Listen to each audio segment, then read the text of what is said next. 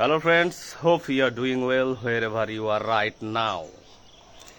জেলা রাজ্য এবং দেশের সার্বিক সমস্যা, চ্যালেঞ্জেস, প্রবলেমস, ট্রাভেলস কি বা কোন বিষয়গুলি আমাদের জেলা, রাজ্য এবং দেশকে কিন্তু পিছিয়ে নিয়ে যাচ্ছে, সেটা কোনো হিন্দু মুসলিম সম্প্রদায় নিয়ে যে অস্থিরতা সেটা মোটেই নয়।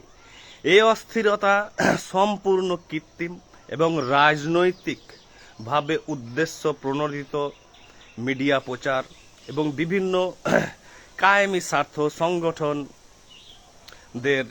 নিজের স্বার্থে এগুলো প্রচার, এবং এই প্রচার অনুযায়ী দেখানো হচ্ছে মিডিয়ার মাধ্যমে, বিকৃত ইতিহাসের মাধ্যমে, সাহিত্যের মাধ্যমে, ডিবেটের মাধ্যমে যে মেন সমস্যা হচ্ছে হিন্দু মুসলিম সমস্যা। এটা মোটেই নয়। স্বাধীন ভারতবর্ষের পরে আমাদের দেশে আমরা স্বাধীনতার পূর্বে আমাদের নিজস্ব সংবিধান ছিল না, আমাদের নিজস্ব মিলিটারি ব্যবস্থা ছিল না, আমাদের নিজস্ব administration, bureaucracy, parliamentary system, journalistic world অর্থাৎ সংবাদ মাধ্যম, আমাদের ডেমোক্রেসি, আমাদের কিছুই নিজস্ব ছিল না। স্বাধীনতার পূর্বে আমরা ছিলাম বিভিন্ন বিদেশি শক্তির গোলাম। তাই তখন ধর্মের নামে, জাতির নামে, বিভিন্ন কিছুর অজুহাতে বিদেশি শক্তিগুলি কিন্তু আমাদের দেশকে বিভিন্নভাবে কিন্তু শোষণ করেছে, শাসন করেছে এবং সামগ্রিক পরিস্থিতিকে কিন্তু দূষিত করেছে। দেশ বিভাজন সম্ভব হয়েছে এবং দেশের হাজারো সম্পদ লুট হয়েছে এবং এক্সপ্লয়েট হয়েছে। এগুলো সবই সম্ভব হয়েছে স্বাধীনতার পূর্বে। ভালো করে জানতে হবে এই পলিটিক্সকে, এই ইতিহাসকে, এই সোশ্যাল স্ট্রাকচারকে এবং এই পাওয়ার পলিটিক্স এবং হায়ারার্কিকে বুঝতে হবে। না হলে আমরা এখান থেকে বেরিয়ে আমাদের জেলা, রাজ্য এবং দেশের সার্বিক কল্যাণের কথা ভাবতে কখনো পারবো না। তাই যা কিছু হয়েছে তা কিন্তু স্বাধীনতার পূর্বে। স্বাধীনতার পরবর্তী ভারতবর্ষে আমরা যেহেতু সম্পূর্ণ স্বাধীন এবং আমাদের নিজস্ব যেহেতু পার্লামেন্টারি ব্যবস্থা, আমাদের জুডিশিয়াল সিস্টেম, অ্যাডমিনিস্ট্রেশন, ডেমোক্রেসি এবং ইলেকটেড গভর্নমেন্ট যেহেতু আমাদের আছে এবং প্রত্যেক নাগরিকের মৌলিক অধিকার আছে, সেহেতু এই দেশে স্বাধীনতার পরে কখনো কোনো সম্প্রদায় বা কোনো জাতির পক্ষে কখনো ভারতবর্ষের কোনো মানচিত্রের কোনো একটিও অংশকে বিচ্ছিন্ন করা সম্ভব নয়। সেটা সে যত বড়ই সম্প্রদায় হোক বা সে যত বড়ই ধর্ম হোক।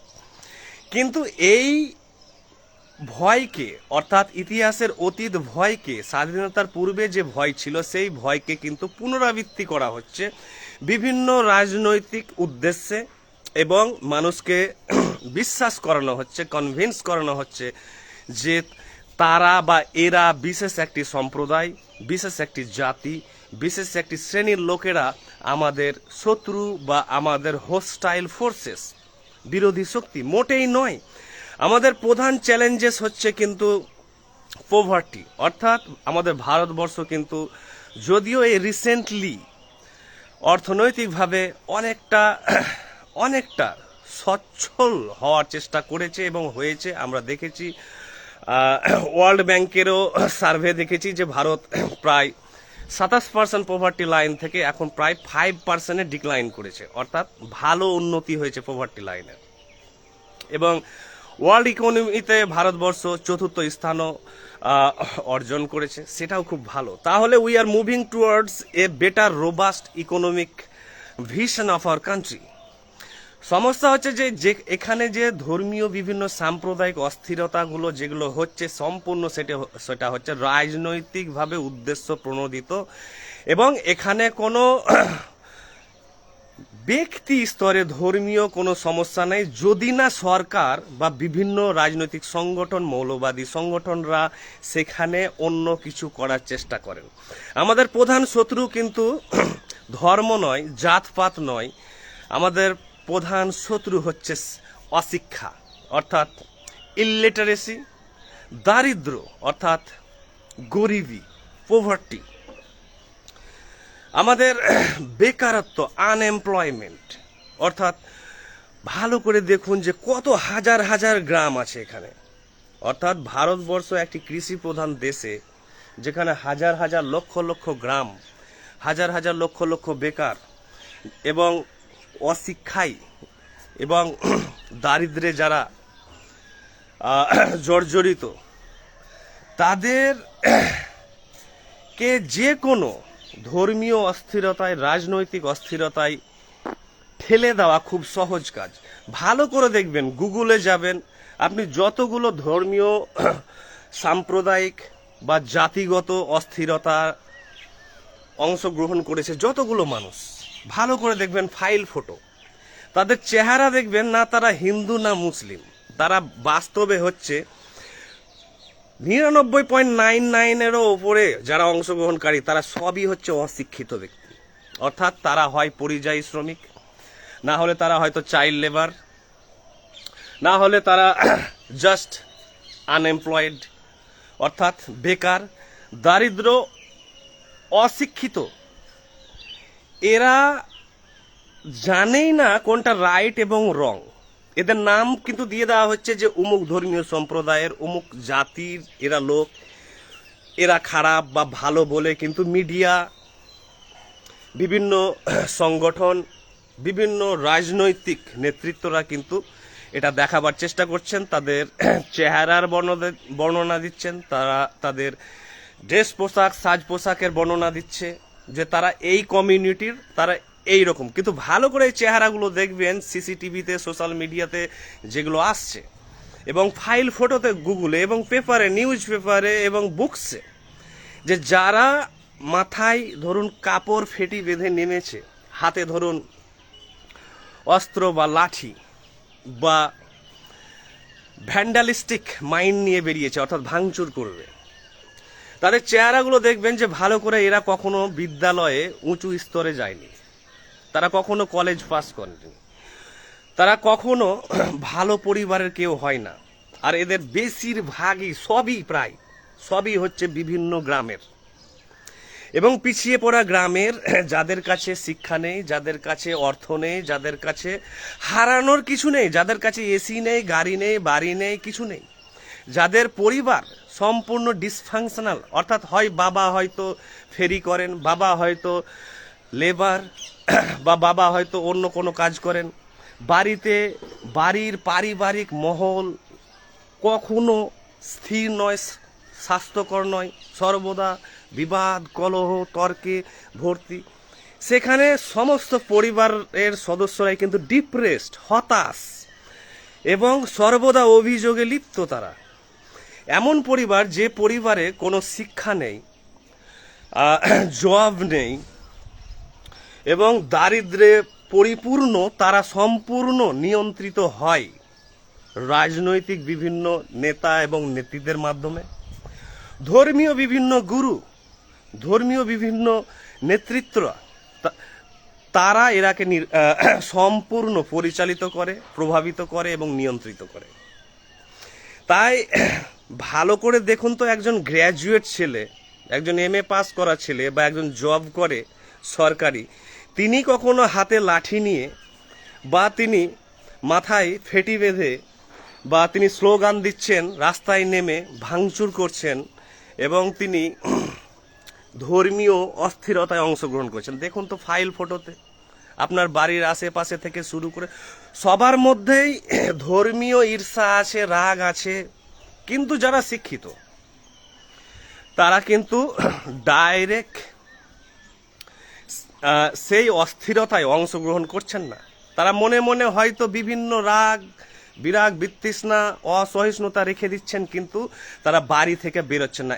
একটি কারণে, যে তারা যদি বেরোয় তাহলে তাদের ক্যারিয়ারে লাল কালির দাগ পড়বে। অর্থাৎ পুলিশ প্রশাসন থেকে শুরু করে বিভিন্ন জিনিসের কিন্তু তারা বেড়া জালে জড়িয়ে পড়বেন এবং তাদের জীবন কিন্তু ফিনিশড হয়ে যাবে। তার জন্য শিক্ষিত ব্যক্তিরা কখনো দেখেছেন ব্যাংকের ম্যানেজার বা কোনো শিক্ষককে লাঠি নিয়ে রাস্তায় ভাঙচুর করতে? এবং বিভিন্ন যে আমরা ধর্মীয় উত্তেজনা, জাতিগত উত্তেজনা এবং রাজনৈতিক উত্তেজনা, ভোট লুট থেকে শুরু করে, আপনি কখনো দেখেছেন শিক্ষক বা কোনো ডাক্তার বা ব্যাংকের ম্যানেজারকে সেখানে সে যে সম্প্রদায়েরই হন না কেন তিনি অংশগ্রহণ করেছেন? এবং সম্ভব নয়, কারণ যার কাছে হারানোর আছে জিনিস, যার কাছে বাড়ি হারানোর আছে, আত্মসম্মান হারানোর আছে, যার কাছে জব হারানোর ভয় আছে, যার কাছে প্রেস্টিজ হারানোর ভয় আছে, যার কাছে হাজারো জিনিস হারানোর ভয় আছে, অর্থাৎ সে ব্যক্তি হচ্ছে শিক্ষিত, সে ব্যক্তির কাছে অর্থ আছে, সে ব্যক্তির কাছে এই জীবনের বেসিক অ্যামনিটিস আছে, সে ব্যক্তির কাছে হাজারো জিনিস আছে যে তিনি হারাতে চান না। তাই সে কখনো ডাইরেক্ট কনফ্লিক্ট, বিবাদ বা কলহে কখনো পাবলিকলি অংশগ্রহণ করেন না। অংশগ্রহণ কে করছে? যার কাছে জব নেই, যার কাছে এডুকেশন নেই, যার কাছে হারানোর কিছুই নেই, যে হতাশ অর্থনৈতিকভাবে, দারিদ্র্যের বিভিন্ন চ্যালেঞ্জেস, বাড়িতে অসুখ বিসুখ, মেডিসিন, ডাক্তার দেখানো থেকে শুরু করে সন্তানদের পড়ানো থেকে শুরু করে হাজারো যে খরচ, সেই খরচের মোকাবিলা তারা করতে পারছেন না বলে তারা কিন্তু ডিপ্রেসড, হতাশ, ভালো নেই তারা। কোনো সম্প্রদায়ের অভাবী ব্যক্তিরা ভালো থাকতে পারেন না, যারা বেকার, যারা আনএমপ্লয়েড, তারা কখনো ভালো থাকতে পারেন না, কারণ তাদের কাছে পারচেসিং পাওয়ার নেই, অর্থাৎ কেনার ক্ষমতা নেই। এই যে যুগ দেখছি কনজিউমারিজম, কমার্শিয়ালিজমের যুগ, যেখানে hi fi restaurant, hi fi travel, hi fi স্বপ্ন কেনা, গাড়ি কেনার ব্যাপার যুগ, যা বিলাসিতা, সেখানে তাদের পারচেসিং পাওয়ার শূন্য। তাই তাদের মধ্যে এক ধরনের রাগ তৈরি হয় তাদের বিরুদ্ধে যাদের আছে, অর্থাৎ it is a clash or conflict between the haves and the have nots, অর্থাৎ যাদের আছে তাদের বিরুদ্ধে দাঁড়িয়ে আছে যাদের নেই। এই ইমোশনকে কাজে লাগাচ্ছেন কিন্তু বিভিন্ন ধর্মীয় সংগঠন, বিভিন্ন রাজনৈতিক সংগঠন, মিডিয়া, যেগুলো স্বার্থান্বেষী মিডিয়া, যেগুলো কেনা মিডিয়া। ভালোভাবে ডিবেট দেখানো হচ্ছে, যে ডিবেট তাদেরকে নেওয়া হচ্ছে যারা কিন্তু তাদের মাধ্যমে তারা কিন্তু তাদের এজেন্ডাকে সফল করতে পারবেন। তাই এর সমাধান কি হবে? এই যে আমরা বলছি যে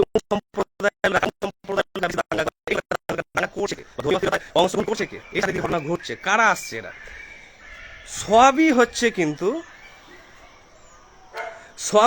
কিন্তু বললাম ডিপ্রাইভড শ্রেণী, অর্থাৎ বঞ্চিত শ্রেণী, অর্থনৈতিকভাবে বঞ্চিত, শিক্ষার দিক দিয়ে বঞ্চিত, জীবনের যা কিছু মডার্ন ফেসিলিটিস আছে সব দিক দিয়ে তারা বঞ্চিত। যারা বঞ্চিত তাদেরকে আপনি যে কোনো পথে পরিচালিত করতে পারেন, অর্থাৎ ভোট লুট থেকে শুরু করে সাম্প্রদায়িক ক্ল্যাশ থেকে শুরু করে যে কোনো পলিটিক্যাল টার্ময়েল থেকে শুরু করে তাদেরকে কিন্তু খুব সহজেই আনা যায়, এবং এটাই ঘটেছে এবং ঘটছে। তো এর সমাধান কি? এর সমাধান হচ্ছে যে আমাদের যে রাইট টু এডুকেশন আছে, ফান্ডামেন্টাল রাইট টু এডুকেশন আছে, অর্থাৎ শিক্ষার মৌলিক অধিকার, সেটি আছে ক্লাস 8 পর্যন্ত, অষ্টম শ্রেণী পর্যন্ত ফ্রি অ্যান্ড কম্পালসারি এডুকেশন, অর্থাৎ অবৈতনিক এবং বাধ্যতামূলক শিক্ষা।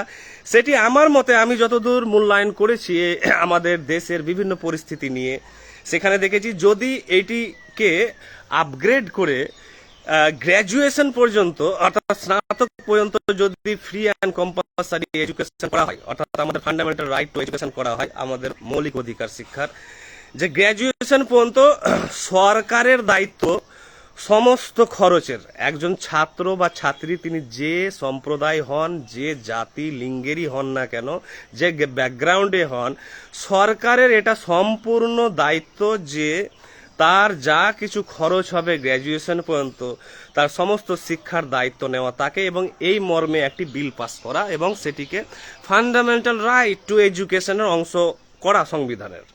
এর ফলে কি হবে, সমস্ত ছাত্রছাত্রী যারা আজ হয়তো সুযোগ পাচ্ছেন না বা বিভিন্ন কারণে অভাবের তাড়নায় কিন্তু বঞ্চিত, সবাইকে যদি স্কুলমুখী করা যায়, কলেজমুখী করা যায়, তাহলে গ্র্যাজুয়েট হওয়ার পর আপনি দেখুন তো যে অংশগ্রহণ করছে কোন অস্থিরতায়, ধর্মীয় অস্থিরতা হোক বা রাজনৈতিক অস্থিরতা হোক বা জাতিগত অস্থিরতা হোক, যে কোনো ভ্যান্ডালিজম, অর্থাৎ এই যে ভাঙচুর হচ্ছে, সরকারি প্রপার্টি ভাঙচুর হচ্ছে, এই কারা ভাঙছে?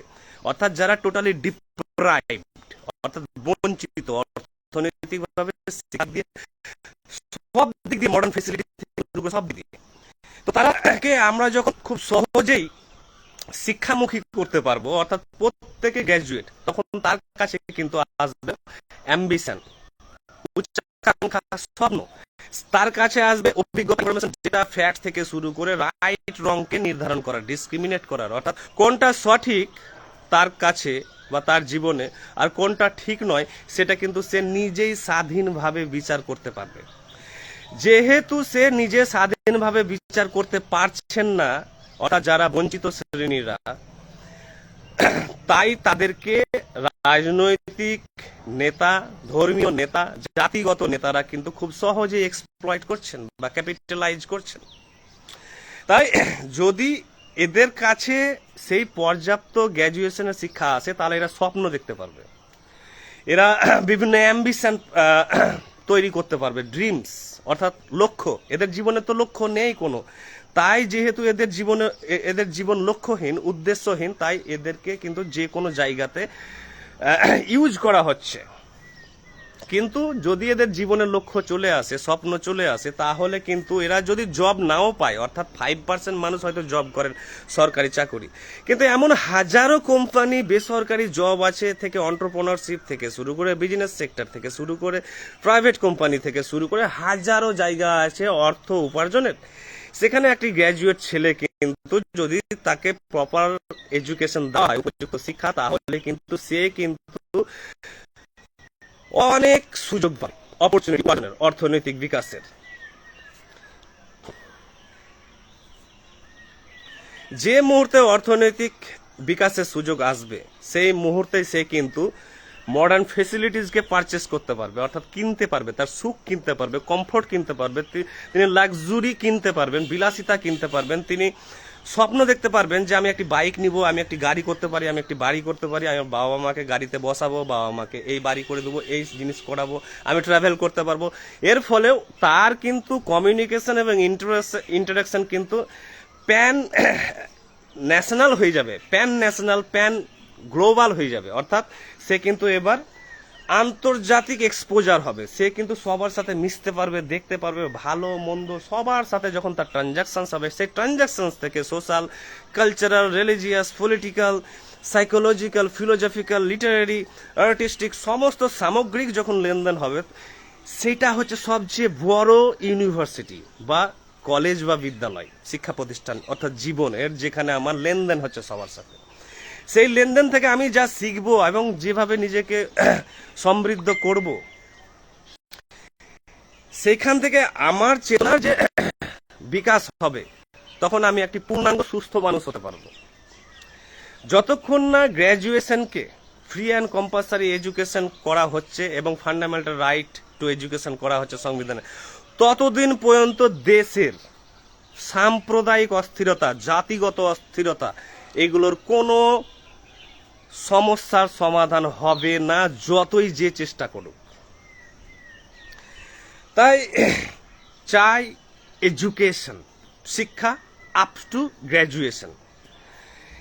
এডুকেশন থেকেই একমাত্র পৃথিবীতে, আপনি জাপান দেশ থেকে শুরু করে আপনি ওয়েস্টার্ন ইউরোপিয়ান যে কোনো দেশ ধরুন, প্রত্যেক দেশের সবচেয়ে হাইয়েস্ট ইনভেস্টমেন্ট, বিনিয়োগ হচ্ছে কিন্তু শিক্ষায়। কারণ শিক্ষা হচ্ছে এমন একটি জিনিস যার মাধ্যমেই কিন্তু সমস্ত নাগরিকদের ফিউচার তৈরি হয়। অর্থাৎ তারা কোথায় যাবে, তারা অ্যাডমিনিস্ট্রেশনে যাবে, কেউ বিউরোক্রেসিতে যাবে, কেউ বিজনেস সেক্টরে যাবে, কেউ সৃজনশীল জগতে যাবে, কেউ সাহিত্যিক হবেন, কেউ দার্শনিক হবেন, কেউ বিজ্ঞানী হবেন।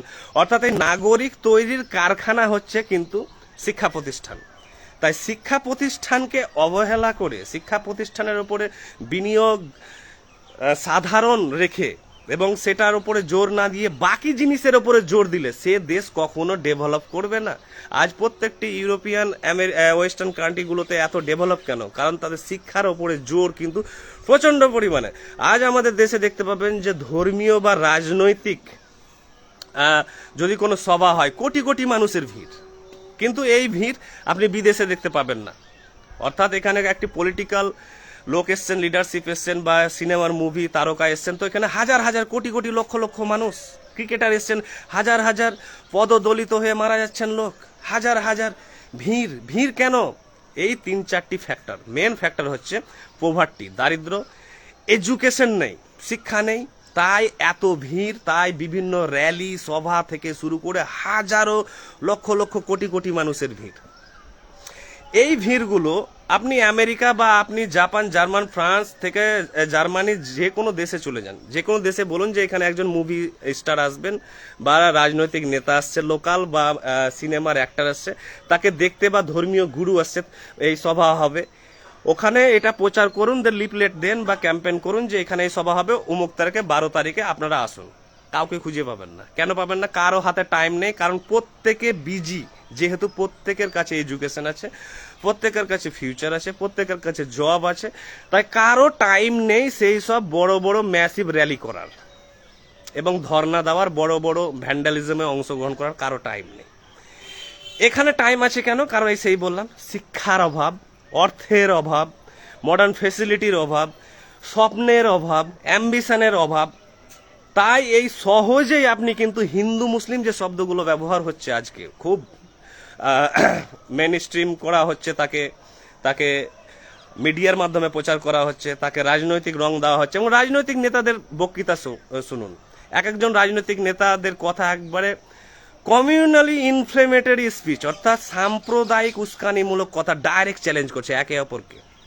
কারা এরা? এরা ভালো করে জানে যে আমাদের যে ভোট ব্যাংকের লোকেরা আছে ম্যাক্সিমামই হচ্ছে নিরক্ষর, অশিক্ষিত, গরিব, অসহায়, এদের কোনো ফিউচার নেই, এদেরকে সহজে আমি কিন্তু আমার আর্মি হিসাবে পাবো। তাই এরা কিন্তু এই সুযোগটা কাজে লাগাচ্ছেন।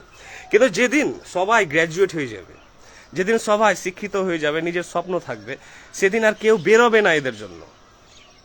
তাই আমাদের একটি ক্যাম্পেইন হবে এবং চর্চা, সেটি হচ্ছে গ্র্যাজুয়েশন পর্যন্ত সবার জন্য ফ্রি অ্যান্ড কম্পালসারি এডুকেশন, অর্থাৎ অবৈতনিক এবং বাধ্যতামূলক শিক্ষা। শিক্ষার মাধ্যমে একমাত্র আপনার সাম্প্রদায়িক সম্প্রীতি বলুন, ভালো থাকা বলুন, কেউ আর ধর্ম নিয়ে, অস্থিরতা নিয়ে কারো আর ভাববার টাইমই থাকবে না। যদি শিক্ষা চলে আসে, হাতে জব চলে আসে, হাতে টাকা চলে আসে, হাতে স্বপ্ন চলে আসে, জীবন সম্পূর্ণ পাল্টে যাবে। তার টাইম থাকবে না। সে বলবে যে এইসব ফালতু জিনিসে গিয়ে না গিয়ে আমি ঘুরে আসি, কোথাও গিয়ে আমি দার্জিলিং যাই, আমি কাশ্মীর যাই, আমি অমুক যাই, ঘুরে আসি, আমি হয়তো করছি তার চাইতে বেটার রেস্টুরেন্টে গিয়ে খেয়ে আসি কিছু। হাতে যখন আমার আসবে পারচেসিং পাওয়ার। তাই একটি সলিউশন, আর কোনো দ্বিতীয় সলিউশন কিন্তু সমাধান নেই আমাদের দেশের, জেলার এবং রাজ্যের। সেটি হচ্ছে গ্র্যাজুয়েশন পর্যন্ত ফ্রি অ্যান্ড কম্পালসারি এডুকেশন এবং তাকে সংবিধানে মৌলিক অধিকারের স্বীকৃতি দেওয়া, বিল পাস করে। এটি যদি নিয়ে ভাবেন, চর্চা করেন, দেখবেন যে আমাদের দেশের 80% ক্রাইম, অপরাধ কিন্তু কমে গেছে, ড্রপ হয়ে গেছে। আর সাম্প্রদায়িক অস্থিরতা, দাঙ্গা, হইচই একটিও ঘটনা ঘটবে না। আর যদি ঘটে সেটি এক্সেপশনাল হবে, অর্থাৎ ব্যতিক্রম বা রেয়ারিটি। একটিও সাম্প্রদায়িক দাঙ্গা বা অস্থিরতা বা কোথাও জাতিগত লড়াই কিচ্ছু দেখতে পাবেন না, যদি গ্র্যাজুয়েশন পর্যন্ত ফ্রি অ্যান্ড কম্পালসারি এডুকেশন আমাদের দেশের সরকার করে এবং সেটা যদি ফান্ডামেন্টাল রাইট হয়। আমাদের একটিও পাবেন না। আর আমাদের দেশে যা অপরাধ আছে, হাজারো ভ্যারাইটি বৈচিত্র্যময় অপরাধ, তার 80% ড্রপ হয়ে যাবে।